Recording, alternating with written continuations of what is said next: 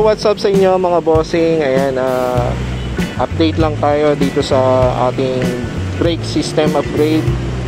So tinesting muna kasi natin to kahapon, kaya ngayon lang ako nakapagbigay ng update. Pinangpasok natin kahapon at tinesting natin. Tinignan muna natin kung may mga leak ba tayong nakita, kung maganda ba yung pagkaka-bleed natin. Ayan. So far, ang ganda ng brake system natin. Kapit na kapit agad talaga yung preno. Pakita ko lang sa inyo yung ginawa nating tabas sa pagkabit ng E3 Brake Master. So umpisa natin dito sa kanan. So dito sa kanan, ang tinabas natin yung ditong sa part lang sa taas. Tapos dito naman sa baba, wala na tayong ginawang tabas dito. So saktong sakto naman siya. Ayan. Yung tinabas lang natin nasa ibabaw kasi babangga siya sa takip ng Brake Master. Dito naman sa kaliwa, dahil nga naka Brake Master tayo ng NMAX dati, so meron na siyang tabas. Ayan, pakita ko na lang. Ganyan yung tabas na ginawa ko. Ayan, tapos dito sa ilalim, ayan, saktong sakto na rin siya. Ayan. Ayan, kung makikita nyo dito sa pairings natin, ayan, saktong sakto. Ito yung dating tabas pa nung naka Brake Master tayo ng NMAX. Ang ginamit nating brake fluid, Preston na .4. Nabili ko lang siya sa Blade. Parang nagkakahalaga ata siya ng 319 ata o 320. Okay naman yung brake fluid na ginamit natin. Kung makikita nyo, yan, diba? Bagong bago yan, malinaw. Napakalakas ng preno natin ngayon.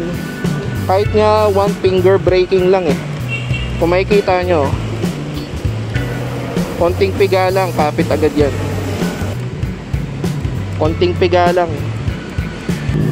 Tapos sa brake light switch natin, yung sa kaliwa kasi meron na tayong brake light switch dito dati pa. Tapos ang ginawa na lang natin yung dito sa kanan, kasi yung stock na brake light switch hindi siya ganito iba siya.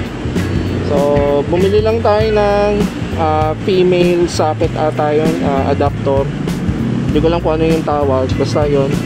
Tapos kinabit ko lang siya sa sa stock wiring ng brake light switch ng Megaforce FI.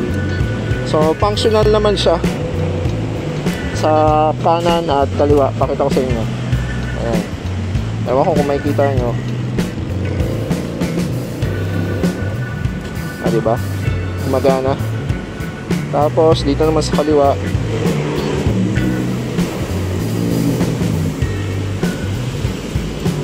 so ayan, functional yung brake light switch natin sa left and right na E3 Brake Master. So dito naman sa brake calipers natin, ang gamit nga natin ay itong RCB na S26. Tapos yung brake hose natin, G-Ren, ayan, 1 meter yung haba. So tabas na ako ng konti dito sa RCB na bracket para umusog ng konti yung caliper natin, kasi sumasayad yung clip ng caliper dito sa ibabaw ng disc. Pero goods na yan, konti lang naman yung in-adjust, so hindi naman siya halata. Wala nang sabit yan, goods na. Dito naman sa likod, syempre RCB S26 din yung gamit natin, parehas lang nung sa harap. Ang gamit nating bracket dito, yung dati nating bracket sa OKM, pinamodified lang natin para sakto na siya dito sa tornilyuhan ng caliper.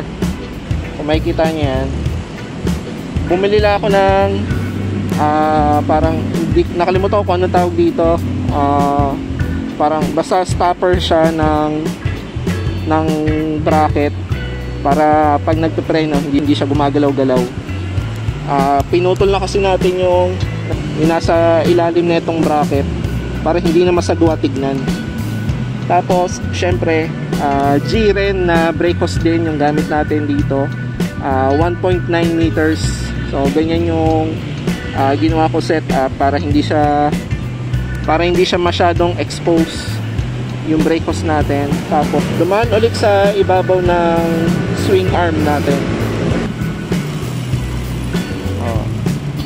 Good siya, wala nang sabit. So ayun lang yung update sa ating brake system. Maraming salamat sa panonood. Hanggang dito na lang. Hanggang sa susunod na vlog. Ride safe, peace.